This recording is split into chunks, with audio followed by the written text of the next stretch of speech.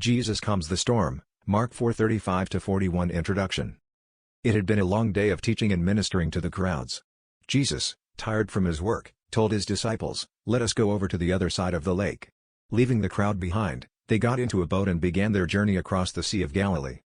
The calm before the storm. As they sailed, the peaceful rhythm of the water lapping against the boat lulled them into a sense of calm. Jesus, exhausted, found a cushion in the stern and fell asleep. The disciples, many of whom were seasoned fishermen, handled the boat as they had countless times before. The sudden storm.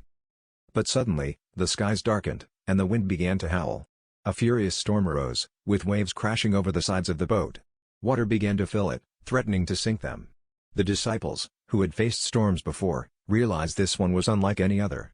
Fear gripped their hearts as they struggled to keep the boat afloat. The cry for help. In the midst of the chaos, they turned to Jesus, still asleep despite the storm. They shook him awake and cried out, "Teacher, don't you care if we drown?" Their desperation was clear. They believed their lives were in danger. Jesus' authority over nature. Jesus woke up and stood. Without panic or fear, he rebuked the wind and spoke to the raging sea, "Peace. Be still." Instantly, the wind ceased, and the waters became perfectly calm. The disciples were stunned. The lesson in faith. Jesus turned to them and asked, "Why are you so afraid? Do you still have no faith?" His words challenged them to reflect on their fear and trust. Had they not seen his power through the miracles he performed? Did they not believe he was in control, even in the storm? The awe of the disciples. Filled with amazement, the disciples whispered among themselves, "Who is this?